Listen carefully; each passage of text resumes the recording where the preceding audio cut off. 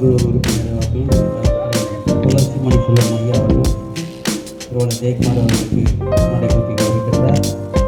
அவரை தொடர்ந்து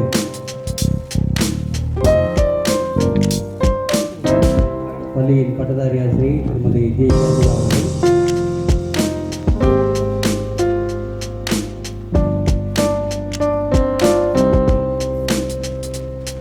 அவர்களை தொடர்ந்து பள்ளியின் முன்னாள் தலைமை ஆசிரியர் திருவாளர் டி.கே. மாதவன் அவர்கள்,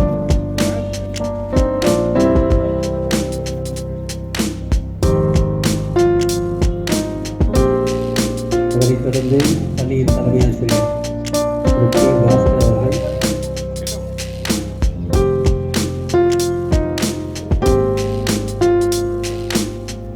அவரை தொடர்ந்து பள்ளியின் முன்னாள் ஓவியர் திருவாளர் ஜனார்தன் அவர்கள்,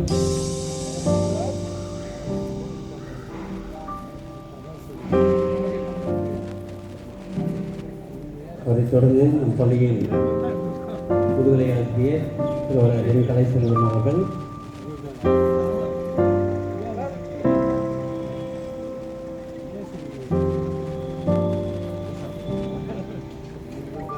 அடுத்ததாக ரொட்டேரியன் உமாசங்கர் அவர்கள்,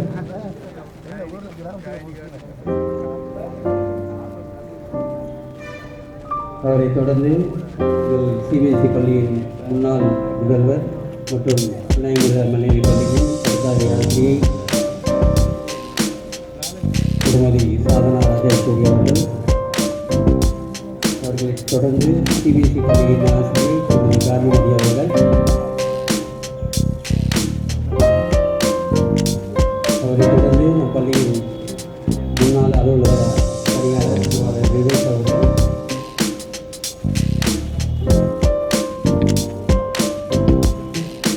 அடுத்ததாக திரு ஜெயக்குமார் அவர்களின் நண்பர் குப்ராம் அவர்கள்,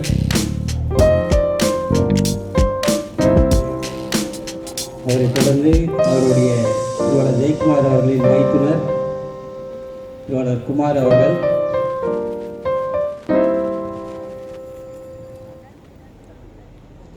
அவரை தொடர்ந்து நம் பள்ளியின் ஆசிரியை திருமதி தனலட்சுமி அவர்கள்,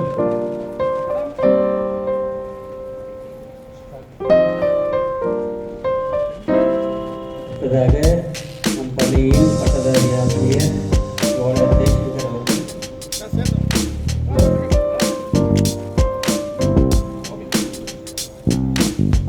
அவரை தொடர்ந்து நம் பள்ளியில் பணியாற்றி நம் பள்ளியின் முன்னாள் மாணவர் தற்பொழுது அரசு மேல்நிலைப்பள்ளி காட்பாடியில் பணியாற்றி கொண்டிருக்கும் ஜி.டி. பாபு, மாவட்டத்தின் பட்டதாரி ஆசிரியர் செயலர்,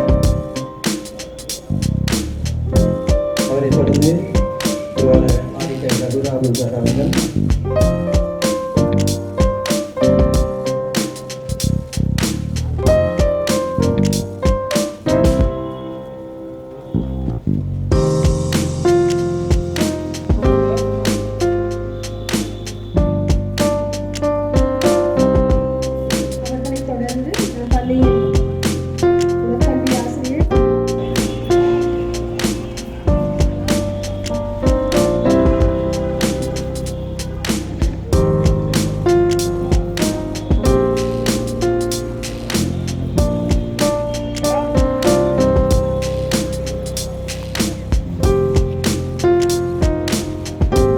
பிரம்மானந்தா அவர்களை அழைக்கிறோம்.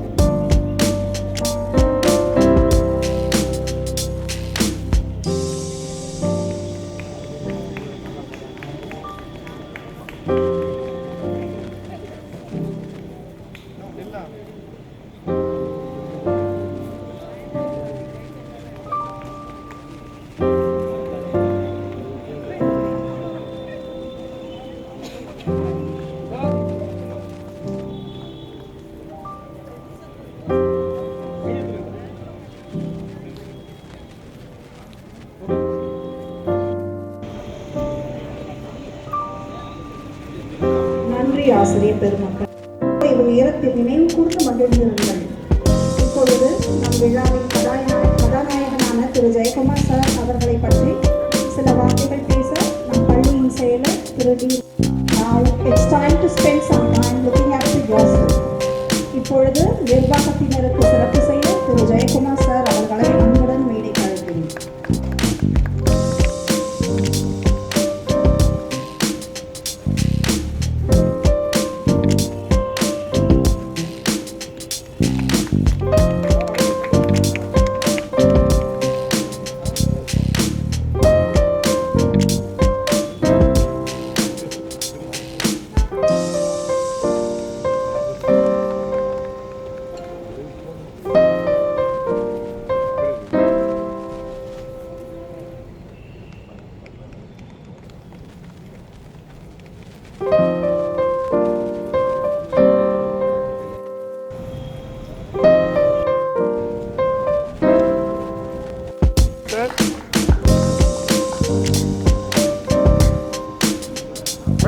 மேடம் சேரும்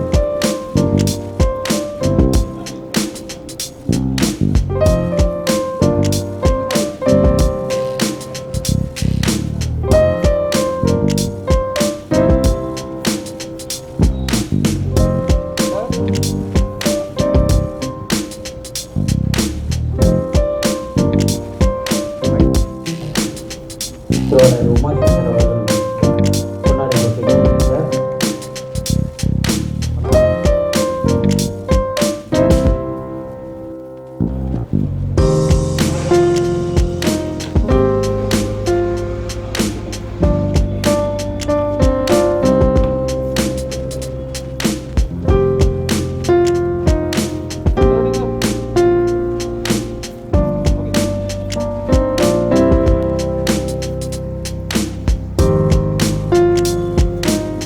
அடுத்ததாக இவரோட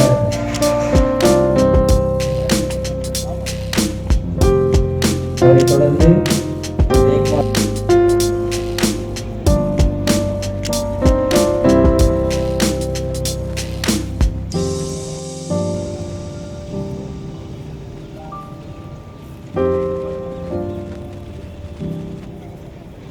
திருவாளர் மணிமொழி அவர்கள்,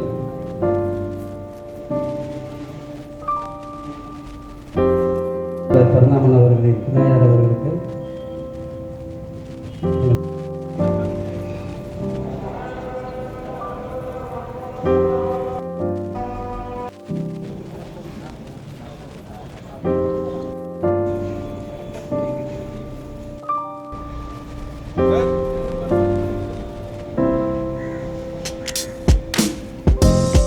முக்கியமான பள்ளி நிகழ்வுகள்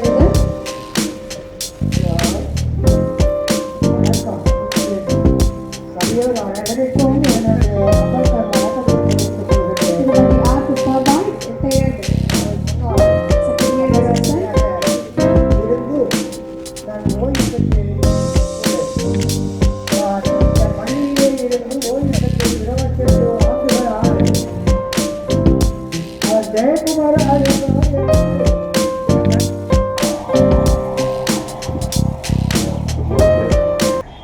ஸ்டேஜில் இருக்கிறவங்களும் இருக்குது. ஆக்சுவலாக வந்து பெரிய கிருஷ்ணாமி ஸ்கூல் வந்து இன்றைக்கும் வந்து எங்கள் ஃபேமிலிக்கு பெரிய பேர் கொடுத்துட்ருக்கு. அதுக்கு மெயின் காரணமே வந்து கீழே உட்காந்துட்டு இருக்க எல்லா சாரும் தான். அவங்க ஸ்டார்ட் பண்ணி வச்சது இன்னைக்கு வரைக்கும் வந்து அந்த ட்ரெடிஷன் ஃபாலோ பண்ணிகிட்டே இருக்கு. அதாவது கிருஷ்ணாமி மூலியர் கீழே வந்து 3 இன்ஸ்டியூஷன் இருந்தாலும் ஃபஸ்ட்டு வந்து இந்த ஸ்கூல் மூலிமா வர பெருமை மொழி தான் மற்ற இன்ஸ்டியூஷன்லாம் வந்து இன்னைக்கு வரைக்கும் டெவலப் ஆகிட்டு இருக்கு. அதுக்கு நான் ஃபஸ்ட்டு இப்போ இருக்கிற கரண்ட்டில் இருக்கிற ஆசிரியரும் சரி, இதுக்கு முன்னாடி இருந்த ஆசிரியர் அவங்க எல்லாருக்குமே வந்து பெரிய தேங்க் பண்ணணும் தான். இப்போ நிறைய சார் இருக்காங்க. அதில் மெயினாக நான் வந்து அப்போ வரைக்கும் என்னால் தேங்க் பண்ண முடியல. மாதவன் சாருக்கு நான் கண்டிப்பாக தேங்க்ஸ் சொல்லியே ஆகணும்.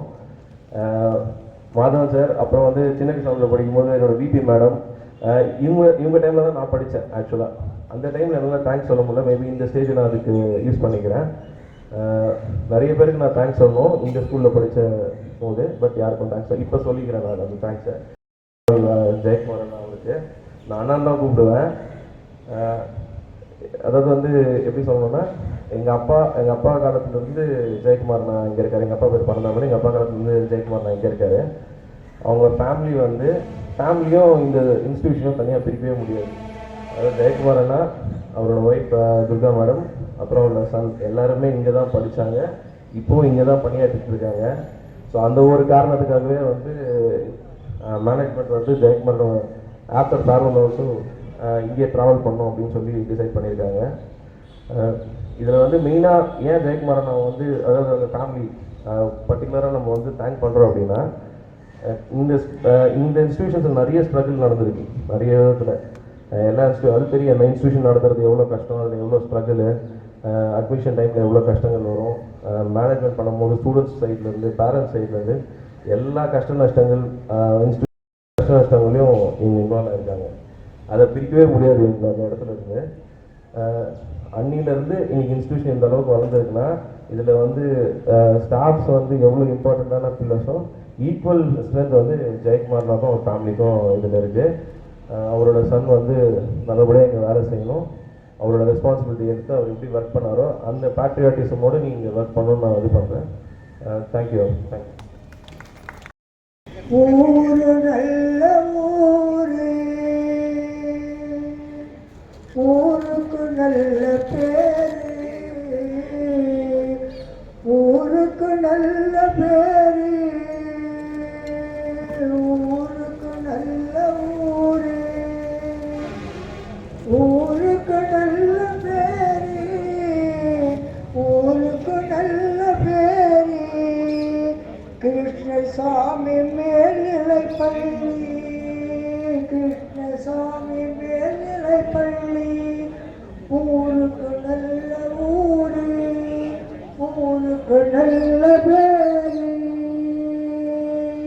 பள்ளியில் படித்தோர் பட்டம் பெற்றோர் பலராவர். இப்பள்ளியில் ஒரு ஏழை தாய் இருந்தாங்களாம். அந்த கிராமத்துல ஒரு பண்ணையார் ஹெலிகாப்டர் வச்சிருந்தாராம். அந்த அம்மாவுக்கு அந்த ஹெலிகாப்டர்ல போகணும்னு ரொம்ப ஆசையா. பையன் நினைக்கிறான் இவ்வளவு கேள்வியா இருக்கா, இவளுக்கு என்ன இந்த ஆசை அப்படின்னு. இருந்தாலும் கேட்கறதுனால அந்த பண்ணையார்கிட்ட போய் கேட்கறாராம், எங்க அம்மா ஹெலிகாப்டர்ல கூட்டு போகணும்னு. அந்த பண்ணையார் யாரையும் ஃப்ரீயா கூட்டு போக மாட்டாராம். ஆனா என்ன சொல்றாராம், ஒரு நிபந்தனை, நான் கூட்டு போறேன், ஆனா நான் ஓட்டும் போது என் பக்கத்துல இருந்து சத்தம் போடுறதோ என்னை டிஸ்டர்ப் பண்றதோ செய்யக்கூடாது. அப்படி யாராவது செஞ்சீங்கன்னா கீழே ஃப்ளைட் ஹெலிகாப்டர் இறங்கினோடனே அவனுக்கு $100 ஃபைன் சொல்லிட்டாராம். சரி அப்படின்னு ஒத்துக்கிட்டான். அம்மா பையன் 2 பேர் ஏறிட்டாங்க. அவர் ஓட்டுறவர் மேலே கீழே தாறுமாற ஓட்டுறாரு. சத்தமே இல்லையா. கீழே இறங்கினோடனே அவர் கேட்குறாராம், என்னப்பா சத்தமே வரல அப்படின்னு கேட்டோன்னா அந்த பையன் என்ன திரும்ப பதில் சொன்னானா, எங்கள் அம்மா ஹெலிகாப்டர்லேருந்து கீழே விழுந்துட்டாங்க, நான் கத்துனாக்கா $100 ஃபைன் கட்டணும்னு சொல்லிட்டு நான் சொல்லலைன்னு நானும். அப்போ அந்த பையனுக்கு தாயை விட எது முக்கியமாக இருந்தது, பணமும் பந்தயம் தான் முக்கியமாக இருந்தது. இன்னொன்று புராணத்தில் ஒரு எது சொல்லணும்னா, ஒரு முனிவர் தவம் செஞ்சுட்டு இருந்தாராம். அப்போ ஒரு கொக்கு அவர் மேலே எட்டுமிட்டுருச்சான். உடனே ஒரு கோபமாக பார்த்தோன்னா இந்த கொக்கு சாம்பல் ஆயிடுச்சு. அவர் பசி ஒரு வீட்டில் போய் பிச்சை கேட்குறாரு. அந்த அம்மா அவங்க கணவருக்கு பணிவிடை செஞ்சுட்டு இருக்காங்களாம். பணிவிடை செஞ்சு முடிச்சுட்டு வந்தோடனே கொஞ்சம் லேட்டானதுனால இவருக்கு கோபம் வந்துடுச்சு. இவர் சாப்பிட முற்படும் போது அந்த அம்மா என்ன சொல்றாங்களா, உங்களுக்கு ஞானத்தோட பூர்ணத்துவம் என்ன கிடைக்கல, நான் சொல்ற இடத்துக்கு நீங்க போங்கன்னு சொல்றேன். ஒரு அட்ரஸ் சொல்றாங்க. அந்த அட்ரஸ்க்கு அவர் போறாரு. போனா அது ஒரு கசாப்பு கடை. அந்த கசாப்பு கடைக்காரர் இவர் என்ன நினைச்சுக்கிறோம், நம்ம உபநிஷத்தம் வேதம் இவ்வளவு படிச்சிருக்கோம், என்ன இந்த அம்மா நம்மளை இங்கே அனுப்பிச்சிருக்காங்கன்னு நினைக்கும் போது அந்த அம்மா அந்த கடைக்காரர் சொல்றாராம், என்னோட குலத்தொழில் இது, நான் இந்த தொழிலை செஞ்சுதான் எங்க அப்பா அம்மாவை காப்பாற்றணும். உங்களை மாதிரி நான் அப்பா அம்மாவை மறந்துட்டு கடவுளை தேடுறேன்னு சொல்லிட்டு காடு எல்லாம் அலைய முடியாது அப்படின்னு அவர் அந்த கசாப்பு கடைக்காரர் சொல்றாராம். அப்ப இதுல இருந்து என்ன தெரியுது, அப்பா அம்மா கிட்ட கடவுளை பார்க்க முடியாதவங்க கடவுளே நேரம் வந்தா கூட அவங்க கண்களுக்கு தெரியாதான். ஜெயக்குமாரை பொறுத்த வரைக்கும் அவங்க அம்மா அப்பாவை அவர் நினைச்சிருந்தா ஆள் போட்டு பார்த்துருக்கலாம், ஹோம்ல விட்டுருக்கலாம். நான் நேராக பார்த்துருக்கேன். அவங்க அப்பாவுக்கு அவ்வளோ சர்வீஸ் பண்ணவர். அதனால அவருக்கு 7 ஜென்மத்துக்கும் அந்த புண்ணியம் அவருக்கு கிடைக்கும். இன்னொன்று நல்ல மனைவி, நல்ல பிள்ளை, நல்ல குடும்பம், அவர் தெய்வீகம். அவருக்கு அந்த தெய்வீகம் எப்பவும் இருக்கு, அதில் ஒன்றும் சந்தேகமே இல்லை. அதனால இவர் ஆஃப்டர் ரிட்டையர்மெண்ட்டு நோயற்ற நீண்ட ஆயுளுடன் அவர் செய்ய வேண்டிய பணிகள் அனைத்தையும் முடித்து செல்வத்துடன் நிம்மதியாக வாழ ஆண்டவனை பிரார்த்தித்து விடைபெறுகிறேன். 6 மாதம் தெரியும். அதே நேரத்தில் 94 கிட்ஸில் எடுத்திங்கன்னா மறைந்த பரந்தாமனும் 94 கிட்ஸ், 1964 கிட்ஸ், நானும் 94 கிட்ஸ் தான். ஜெயக்குமார் பற்றி சொல்லணும்னா அந்த காலத்தில் 1964க்கு பின்னாடி காரில் பார்த்தீங்கன்னா அம்பாசிடர் கார், இருசக்கர வாகனம் பார்த்தீங்கன்னா ராஜ்தூத், புல்லட்டை அது இலைக்கு இப்போ ஊரில் இருக்கிற மிராசு அந்த மாதிரி பெரிய பெரிய பணக்காரம் தான் வச்சுருப்பாங்க புல்லட்டை. இந்த 2 வாகனம் கார் வாகனம்னு ஒரு ஐடியா வந்ததுன்னா அம்பாசிடர் தான் வாங்குவாங்க. அதே நேரத்தில் அது கவர்மெண்ட்டுக்கும் யூஸ் பண்ணுவாங்க, ப்ரைவேட்டுக்கும் யூஸ் பண்ணுவாங்க. அதில் ராஜ்தூத் எடுத்திங்கன்னா எல்லா தரப்பு மக்களும் கவர்மெண்ட் சப்ளையும் அதுதான் நடக்கும், பேங்க் பேலன்ஸ்லாம் அதுதான் யூஸ் பண்ணுவாங்க, வாத்தியாருக்கும் எல்லாம் அதுதான் யூஸ் பண்ணுவாங்க. அதே போல் ஜெயக்குமார் அவர்கள் பெரிய ஒரு அமரர் அங்குவேல் முதலியார் முதல் தற்போது இருக்கும் நிர்வாக உறுப்பினர் மற்றும் மேனேஜிங் ட்ரஸ்டி வரை அவர் வந்து ஒர்க் பண்ணிட்டு இருக்காரு. ஆகையினால வந்து அவர் எல்லாத்துக்குமே அடாப்ட் ஆகிட்டார். ராஜதூத்துன்றது வந்து இறை தூதுவர்னு பேர், அம்பாசிடருக்கு அதுவும் ஒரு தூதுவர் தான். அதே மாதிரி எல்லாருக்குமே ஒரு தூதுவர் மாதிரி இருந்து அவர் ஒர்க் பண்ணியிருக்கார். மேலும் சொன்னேன்னா எனக்கு வந்து தனிப்பட்ட முறையில் சொன்னேன்னா ஜனவரி 1ஆம் தேதி காலையில் மணிமேகலை அம்மா வருவாங்க 8 மணிக்கு, 7:30 8க்குலாம் வந்துடுவாங்க. கரெக்டாக 10 மணிக்கு ஜெயக்குமார் வருவார். வந்துட்டு சால்வை போட்டு மரியாதை செய்து போடுவோம். அது இந்த நாள் வரையும் 2024 வரையும் அவர் சேர்ந்த காலத்துலேருந்து ஏதாச்சும் ஒரு ரூபத்தில் ஒரு ஒன்று சிபிஎஸ் ஸ்கூல்லேருந்து வருவார், இல்லைன்னா வந்து அதுக்கு பின்னிட்டு இப்போ என்கேஎன் ஸ்கூல்லேருந்து வராரு. ஆகினால இந்த 2 வாகனங்களும் வந்து இப்போ ரொம்ப அபூர்வமாக இருக்குது. அதை வந்து ரெஸ்டோர் பண்ணி யூஸ் பண்ணுறவங்க யூஸ் பண்ணிட்டு இருக்கிறாங்க. அதே மாதிரி ஜெயக்குமாருக்கும் அந்த வாய்ப்பு கிடைக்கும், அவரை ரெஸ்டோர் பண்ணி திருப்பி யூஸ் பண்ணுவாங்கன்றது நான் எதிர்பார்க்குறேன். மேலும் வந்து அவருடைய நான் வந்து அவர் எப்போ ரொம்ப இது பண்ணணும்னா பேசணும்னா என் கூட பணி செய்கிற சக வழக்கறிஞர்கள் அவங்க ஜூனியர்களாக இருப்பாங்க. அவங்களுக்கு வந்து அந்த அளவுக்கு பெரிய ஸ்கூலெலாம் போய் சேர்த்து படிக்க வைக்கிறதுக்கு அவங்களுக்கு வசதி கொஞ்சம் இருக்காது. அது மாதிரி ஜூனியர்ஸ் வந்து என் பையனை சேர்க்கணும்னு சொல்லுவார். உடனே நான் ஜெயக்குமார் ஃபோன் அடிப்பேன், ஏன்ப்பா அவங்க டோக்கன் வாங்குறதே மிஸ் பண்ணிட்டாங்களே, இதெல்லாம் பார்ப்போம் அப்படின்னு. சரி சார் நீங்கள் அனுப்பிச்சி விடுங்க நான் பார்க்குறேன்னு வர. உடனே அவங்க போவாங்க, எதுவும் வாங்குவாங்க, எக்ஸாம் எழுதுவாங்க, முடிப்பாங்க. திருப்பி ஒரு லெட்டர் எங்களுக்கு கேட்பாங்க, சார் நீங்கள் லெட்டர் கொடுங்க சார். உடனே லெட்டர் ஒன்று டைப் அடிச்சு கொடுப்பேன். டைப் அடிச்சு கொடுத்து நேராக போயிட்டு ஹெச்எம் பார்த்து கொடு, இல்லைன்னா ஹெச்எம் இல்லைன்னா ஜெயக்குமாரை பார்த்து கொடுத்துருப்பாங்க. அவங்க வந்து செக்ரட்டரிகளுக்கு போயிடும் அப்படிங்குவாங்க. அதே மாதிரி 4-5 பேர் சேர்ந்துருக்காங்க. ஆகினால ஜெயக்குமார் வந்து எந்த நேரத்தில் இருந்தாலும் வந்து அவங்க வந்து படிக்கிறதுக்காக அவரும் உதவி பண்ணியிருக்காரு தான் நான் எடுத்துக்கிட்டோம். ஆகினால அவருக்கு வந்து இது வந்து ரிட்டையர்மெண்ட் இல்லை, அவருக்கு ஒரு சாப்டர் முடிஞ்சு அடுத்த சாப்டருக்கு போகிறாரு. ஆகினால எல்லாம் வல்ல இறைவன் வந்து அவருக்கு நீண்ட ஆயுளும் நிறைவான வாழ்க்கையும் அவருக்கு அளிக்கணும் என்று வேண்டிக் கொள்கிறேன். நன்றி, வணக்கம். பிஸ்னஸ் பண்ண பிறகு எனக்கு ரீசெண்டாக ஒரு வாட்ஸ்அப் அனுப்பிச்சு ஏதோ ஒரு ஸ்கூல் ஏதோ ப்ரோக்ராம் எனக்கு மெசேஜ் அனுப்பிச்சிடுவார். மெசேஜ் பார்த்தா இன்விடேஷன் இருந்தது. சரி மாதிரி யார் ரிட்டையர்மெண்ட் அப்படின்னு கேட்டேன். என்னப்பா எந்ததான்ப்பா அப்படின்னா, அதுவும் ரிட்டையர் ஆகிட்டேன் நீ. ஆமாம் வந்து 11 வருஷம் ஆயிடுச்சு ஸ்கூலுக்கு வந்து அப்படின்னு. இப்போ கூட அங்கே பார்த்துருக்கேன் நான் அவரை. அதே போல் எல்லாம் சொன்ன மாதிரி Jayakumar soft spoken, very nice human being, sincere worker. இதெல்லாம் இந்த ஸ்கூலுக்கு வந்து இன்க்ளூட் ஒரு அசெட் அவர். இவர் மட்டும் இல்லை, ஃபேமிலி. அதே மாதிரி மேடம் வந்து சிபிஎஸ் ஸ்கூலில் பார்த்துருக்கேன். அது சில விஷயம் சொல்லலாம், சாமி வரமத்தோட பூஜாரி வரோட எல்லாம் சிவகுமார் சார் நான் கன்வின்ஸ் பண்ணுறேன், நம்மளால் கன்வின்ஸ் பண்ண முடியும் போடுவாங்க. ஸோ அது மாதிரி so sincere to the institution அது சொல்ல வரேன். So I wish Jayakumar very happy retired life. So எல்லாமே 30 இயர்ஸ் ரொம்ப சின்சியர் ஒர்க்குன்னு. இதுக்கப்புறம் ரிட்டையர்ட் லைஃப் என்ஜாய் பண்ணுறோம். God bless. தேங்க்யூ. வேலையில் பேசி பல ஆண்டுகளாகிவிட்டது. எப்படி செய்கிறது நிர்வாக தலைவர் சிவகுமார் தேடி தான் சிஷ்யர்கள் வரணும், சிஷ்யர்களை தேடி குருவாக இருக்கக்கூடாது. யார் சொன்னாலும் நினச்சி பாருங்க, நமக்கு பள்ளியை கட்டி எங்களுக்கு வேலை கொடுத்து சம்பளம் தர அவங்க சொல்கிறாங்க, உங்களை தேடி வரல தர பிள்ளையை தேடி நீங்கள் வரக்கூடாது. ஆகவே நிறைய பேசுவாங்க. கிட்டத்தட்ட மதிய உணவு நேரம் வாங்கிவிட்டதுனால நிறைய பேசுவாங்க. விழாநாயகன் ஜெயக்குமார் எனக்கு ரொம்ப ஆச்சரியமான ஒரு விஷயம் என்னென்னா, அலுவலக பள்ளியின் அலுவலகத்தில் பணிபுரியும் இளநிலை உதவியாளர் திரு ஏ ஜெயக்குமார் அவர்கள் 14 ஆண்டு காலம் இந்த பள்ளியிலையும், அதற்கு முன் எனது சகோதரர் கூறியது போல் 23 ஆண்டுகள் சிபிஎஸ்சி பள்ளியிலும் பணிபுரிந்து கேள்விப்பட்டேன். ஏறக்குறைய 37 ஆண்டுகள் நம்முடைய கல்வி நிறுவனத்தில் அவர் தொடர்ந்து பணிபுரிந்து வந்தது. மிகவும் நிர்வாகத்தில் மிகவும் உதவியாக தான் இருந்தார்கள். அவருடைய துணைவியார் இந்த சிபிஎஸ்சி பள்ளியில் மிக சிறப்பாக பணிபுரிந்து வருகின்றார். அவருக்கு ஓய்வு வயது என்பது இல்லை என்று நினைக்கிறேன். காரணம் முழுக்க முழுக்க சுயநிதி பள்ளி அது. இந்த சமீப கால மே மாதத்தில் தினசரி பத்திரிகை பார்த்தபோது பல விளம்பரங்கள் பலவிதமான அந்தந்த பள்ளியை பற்றி ஒரு பெருமையாக இருப்பது அவர்கள் மதிப்பெண் பற்றி குறிப்பிட்டிருந்தார்கள்.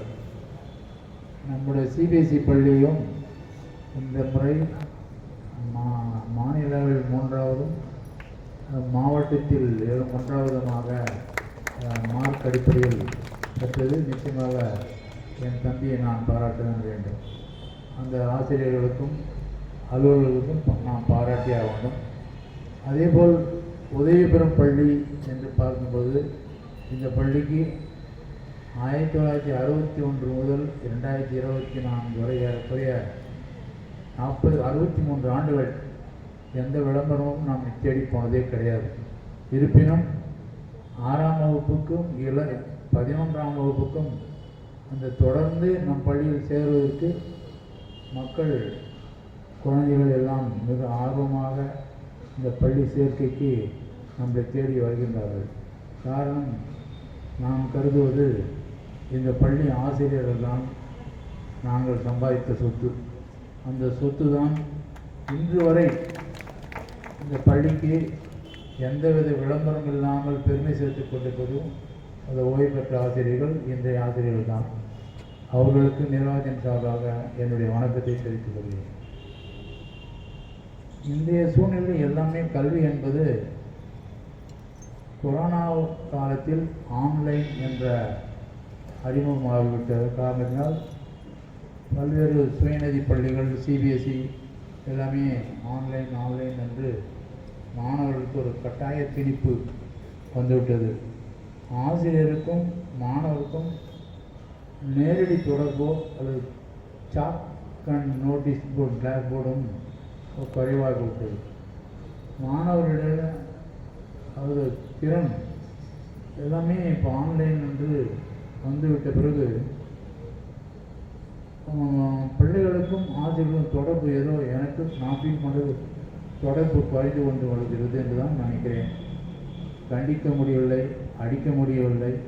அடித்தால் பெற்றோர் ஆசிரியர் அடிக்க வந்து விடுகிறார்கள். அதுதான் இன்றைய காலகட்டம். காரணம், அப்பொழுதெல்லாம் 4-5 பிள்ளைகள் இருந்தார்கள்.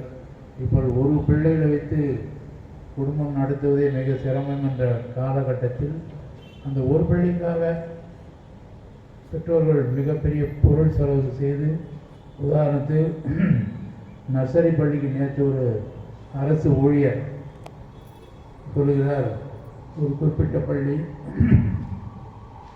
1,80,000 ரூபாய் கேட்டாங்க நர்சரி.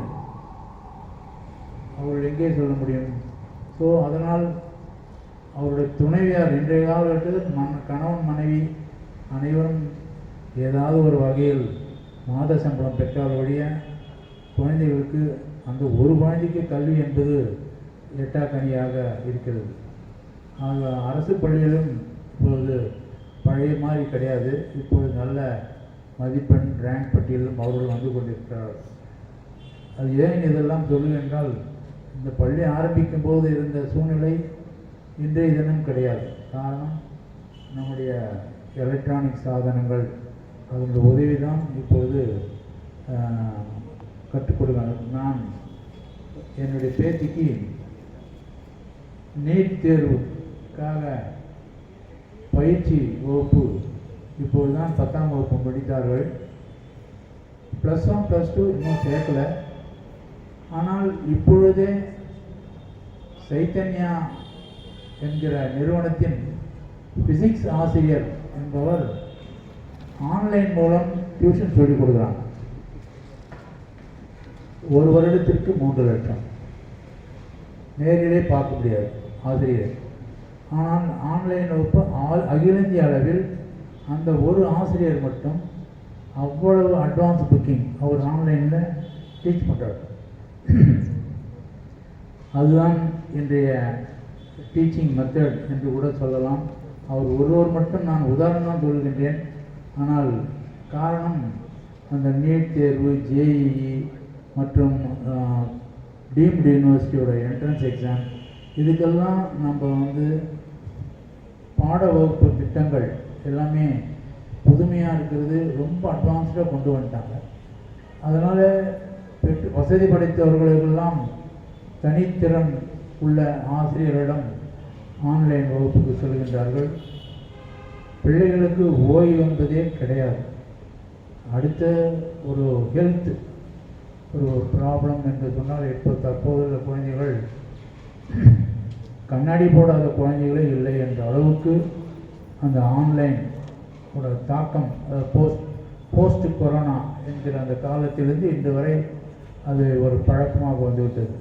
இதையெல்லாம் கூறும்போது, நாங்கள் படித்த காலத்தில் ஆசிரியர் தினமும் அடி வாங்கி தான் வந்தோம்.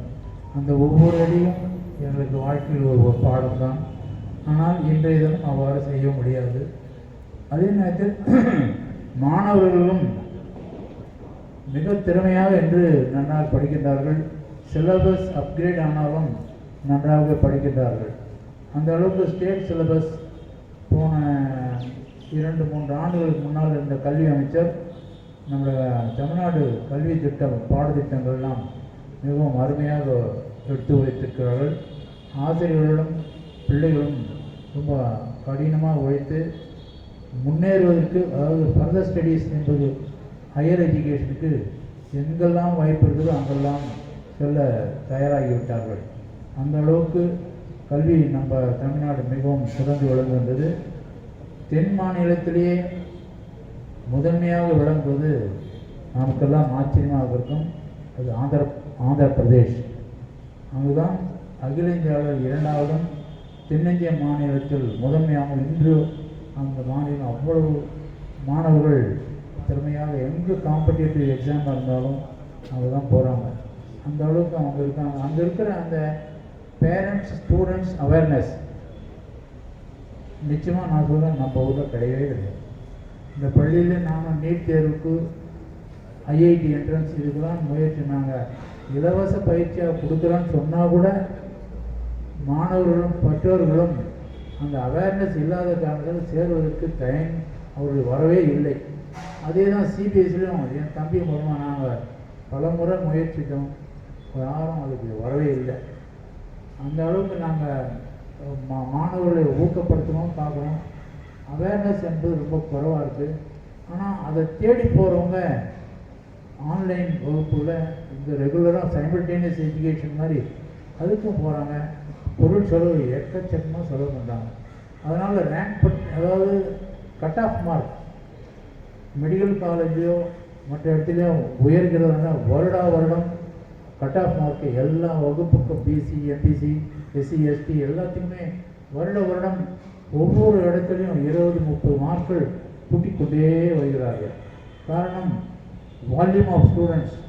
இன்னும் 18 லட்சம் எழுதினவங்க 24ல் 25 லட்சம் பேர் எழுதினாங்க. அதுக்கு இருக்கிற சீட்டு வந்து 80,000 சீட்டு தான், அல்லது 1 லட்சம் வச்சுக்கலாம். ஸோ 25 மாணவர்களுக்கு ஒரு மாணவர் தான் மெடிக்கலே போக முடியும். அந்த அளவுக்கு மிகவும் கடுமையாக உழைக்கின்றார்கள். மிகவும் ஆச்சரியமான விஷயம் நான் எங்கள் பார்த்தது, நம்ம தமிழ் மாநிலம் நம்ம ஊரில் அரசு பள்ளியில் மார்க்கில் நீட் தேர்வு எழுதி அந்த கொஷனுக்கு ஆன்சர் ஷீட் இப்போ சமயத்தில் வந்தபோது அந்த மாணவியை நான் சந்தித்த போது, அங்கிள் எனக்கு 640 கிடைக்கும், கவர்மெண்ட் சீட்டே எனக்கு கிடைக்கும்னு சொன்னாங்க. பார்த்தா பெருமையாக இருக்குது.